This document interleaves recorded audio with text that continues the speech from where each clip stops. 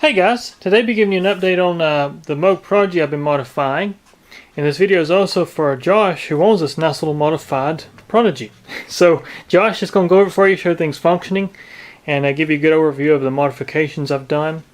And for you guys that want to watch, feel free to watch. This is an update on some modifications that, like I say, that I've done to this unit. So it's not the typical Prodigy. So you'll notice a few new controls here. I've got a toggle here, a new potentiometer here, 4 per the oscillator section, and then 2 in the mixer section. And so what we've got here is we've got originally this thing had fixed pulses. So meaning when you flip the switch over to this waveform here, you couldn't change the pulse width. It was actually a fixed. I want to say this is like a 30% duty cycle, and then this one's a 50% duty cycle, which is square wave. And so now what we got a control that actually varies the pulse wave, or the pulse width of that waveform. And then we've also got a modulation amount control, and for both oscillators. So these controls are identical. And then what we've got too is I put in a dedicated LFO for driving the pulse width modulation. And it also has a triangular wave and square wave, so you can select between the square wave or triangular wave.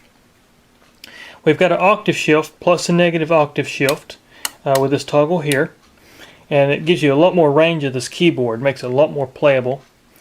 We've got an audio input mixer, so this is just audio in only, and you can plug anything in and control how much of that you want to go into the filter and VCA. And then we've also got a discrete transistorized noise source, which I worked on, and it works really well, and really happy with that. So that's really the interface. There's not much to look at, but in this area right here, it does quite a bit of stuff, which really lends its hand to the synth. Now the back panel has a little bit more features here. So what we've got this this project actually was a later one, so it actually had the CV inputs and outputs. And so what you have originally is you just had the audio out sync in, which is oscillator sync. VCF in, which is a CV-based VCF input for controlling the cutoff. Oscillator in, which is a CV input for the oscillators. And then now this says keyboard in-out. Moog, I don't know why they called it in-out, because it's really just an output. So originally this was just an output. You had a CV output. But what's weird about it is you had an S-trig input. So it was really kind of weird. You could use I guess you could use the CV in with the oscillator in to make a sequencer or other synths work, but your keyboard was still active. So you had the same problem you have with mini Moogs and other Moog synthesizers, is that the sample memory just isn't very long on these things.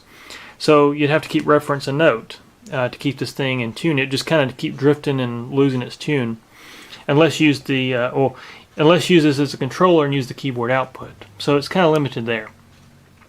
So now you'll notice these new jacks here, and what we've got here is we've got external audio input, which runs through the mixer control. We've got a modulation bus input, which allows you to plug LFOs, sequencers, whatever you don't plug into this, and it actually is routed through the modulation wheel. So whatever signal here is still attenuated by the modulation wheel, just like it would be if it was the internal LFO. This jack here is the pulse width modulation input. So what that allows you to do is plug in, and you can actually control the amount of this jack. You can attenuate it using the amount knob here to sequence the pulse width, or to modulate the pulse width externally. You've also got a pulse width modulation input for oscillator 2. So you can actually have 2 pulse widths doing completely different things from external signals. So then what we've got here is we've got, this is gate out. I've changed this from a S-trig to a gate, and this is gate input.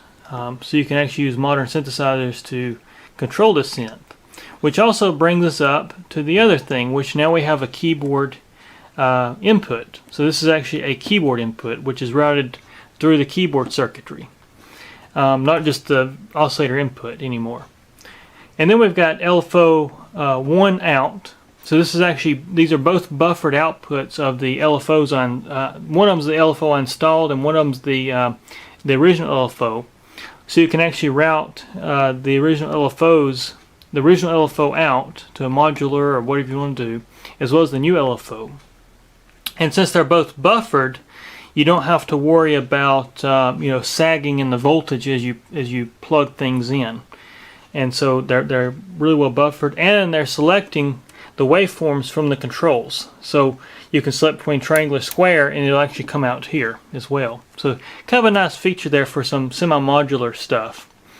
With that also said, is that I designed this thing too, where if you want to use like the LFO, the original LFO, which I'm calling the LFO 1, the original LFO, if you want to use that for modulating the pulse width modulation, it would be simple.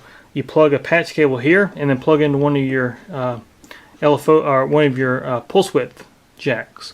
So you can actually do kind of a sub patch within the unit. And so it's kind of nice. I was going to wire it up with a rotary switch that would allow you to select what you want to do, but there's not a lot of room between the circuit board and the panel, and most of your rotary switches are pretty beefy. So it's hard to find something, you know, small that'll fit in there real well, and something I'd feel comfortable saying it's next to a circuit board. So that's kind of why I just left it like that.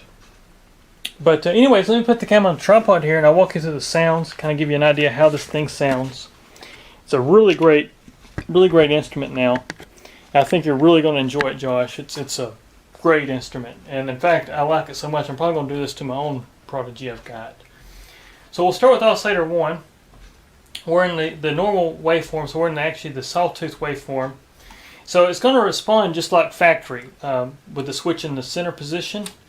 You'll hear it sounds just like it did originally.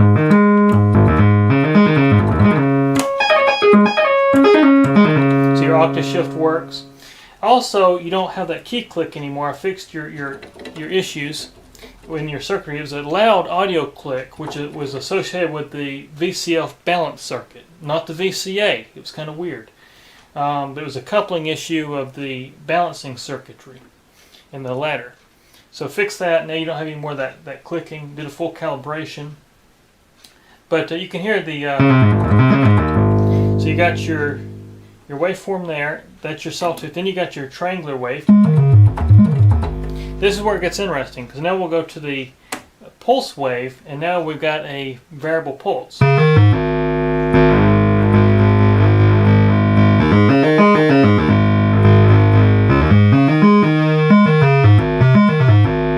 And we can modulate there.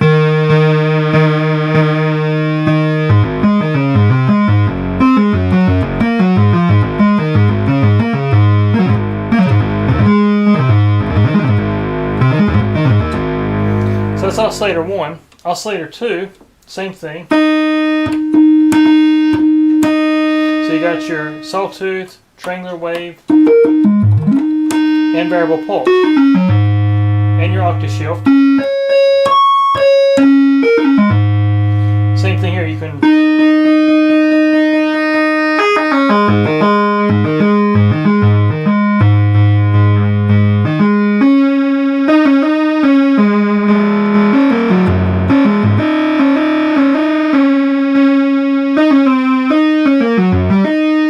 change the waveform.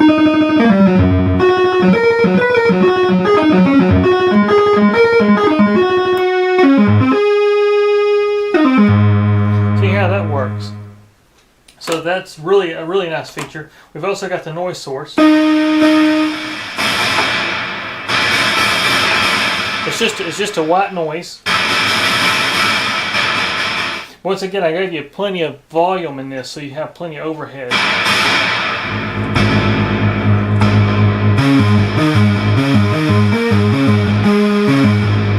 See how that works. So that's your noise source. I've also calibrated the filter. Like I say, I did a full calibration.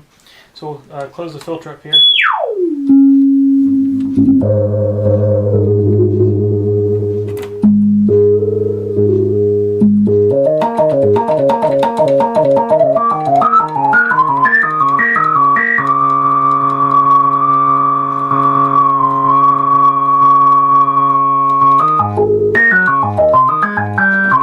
So here your oscillator.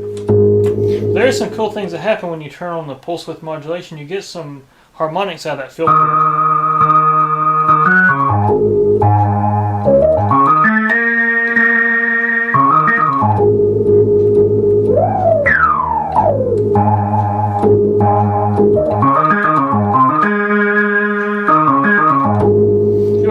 that sounds. So that's just your filter. We'll put on some. So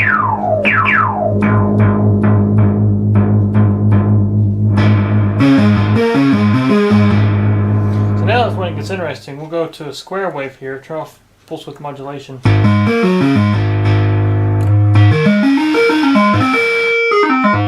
We'll go down an octave.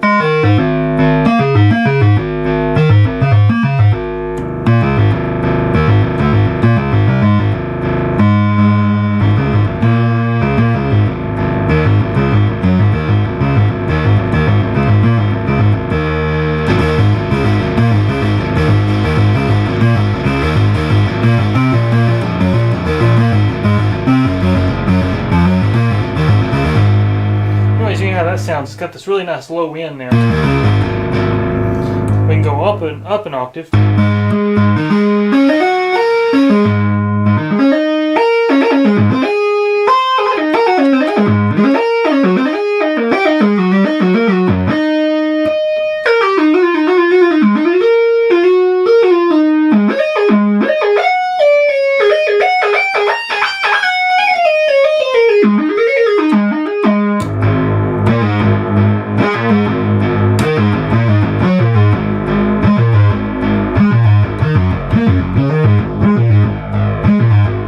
And we can detune those oscillators just a little bit from each other.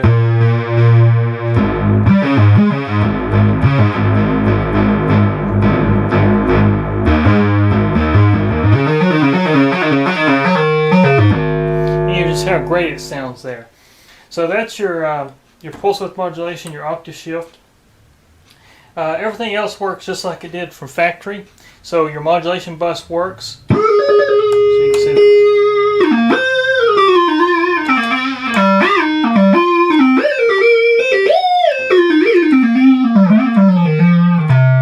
So that all works. Your waveform works.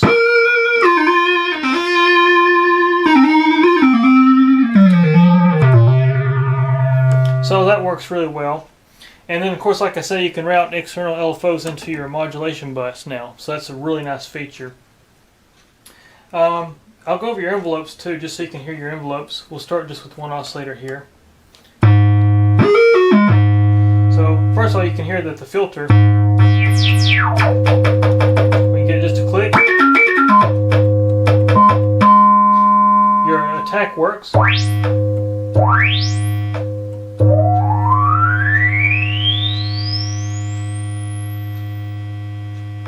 As you can hear, as well as your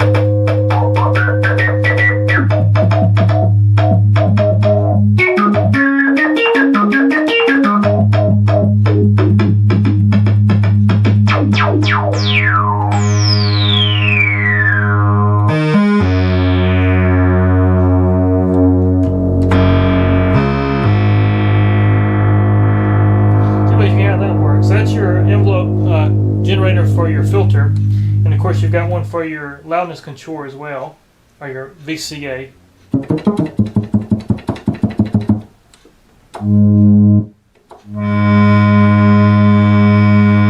So you can hear your attack.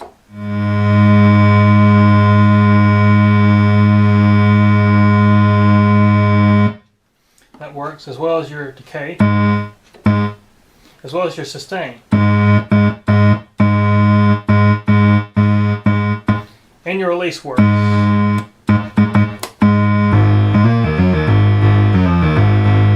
What's really nice too about having this variable pulse, we'll actually turn off the modulation here, and I'm going to do some kind of a slower, we'll go up an octave.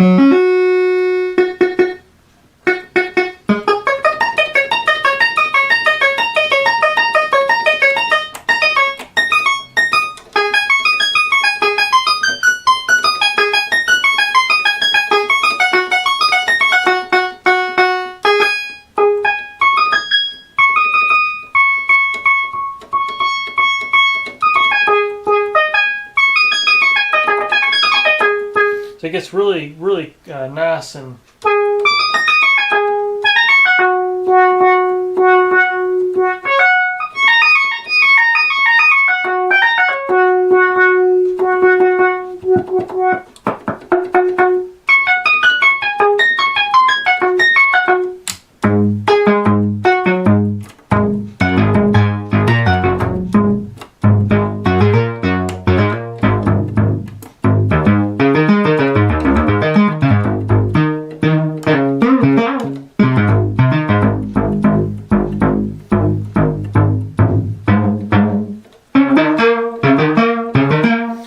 oscillator sync works as well.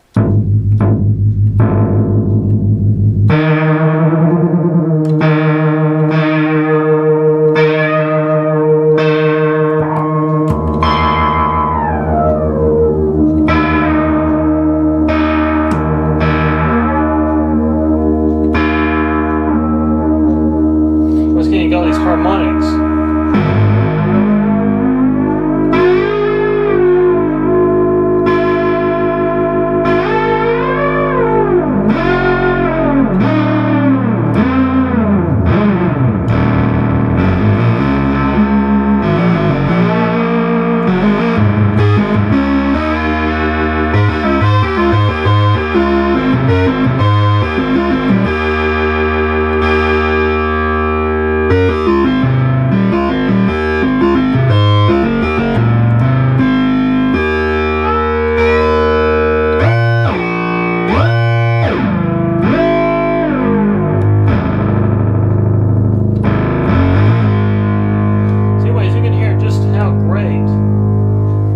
How great this thing works now, and no longer do you have all the issues you had with your project, but now you've got this extra stuff that's just fantastic.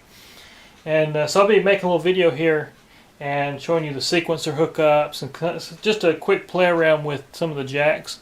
Now I'm just going to scratch the surface of this thing. You can do all kind of stuff when you start talking about modular interfacing, even with other synthesizers. So I think you're going to really enjoy this thing. Spent a lot of time making sure this thing does exactly what I want it to do. In fact, I even wrote a procedure for calibration. So if you ever have an issue with this thing, you're actually going to have the calibration procedures for the new circuit board I've built that holds all the modifications. So if you do have any trouble, just let me know. But I don't believe you're going to have any trouble. I'll put probably 24 to 30 hours just playing this thing, running it, testing everything out with my modular at the house, patching into the poly mode, patching into the memory mode, just trying different things to make sure it's going to work the way I wanted it to work. And so far, it's done really, really, really great without any issues. So anyways, I'll be following up here with a sequencer video. Alright, so I've got some of my sequencers set up here, and I'm just going to kind of show you what this Prodigy does with all the connections I've made so far. So this is just one example. There's many things you can do. I'm just scratching the surface of what you can do with this synth now. So I'm going to explain kind of my setup here, how I've got this wired in, and then I'm going to show you how this thing sounds with sequencers. So we've got two analog system sequencers, which by the way, Mike, I still love these sequencers. They work great. But what I've got is I've got the first sequencer actually working the pulse width of oscillator 2. And then I've got the second sequencer working the VCF control voltage of the cutoff. And then the Moog CP251 is actually the oscillator sync. So it's actually going through a sweeping of a sync mode. And I'll kind of show you how this all sounds together. So I actually got the instrument turned down right now. Let me put the camera on a tripod. I'm going to just kind of show you how this sounds. So we'll start off with all the oscillators on. And I think you're going to really like this sound. So we'll start up just by turning it up here.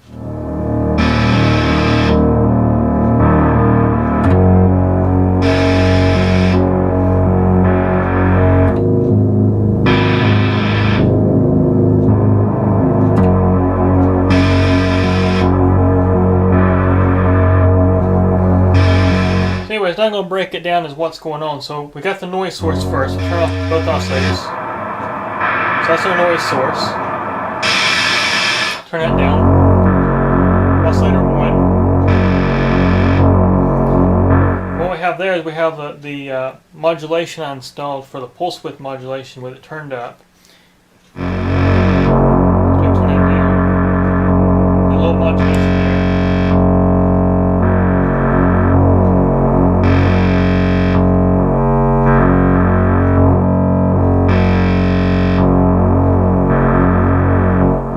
Oscillator 2. You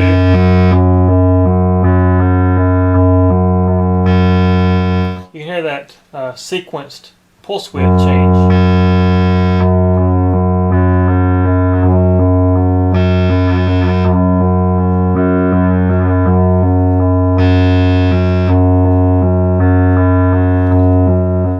octave shift using the octave shift I put in here.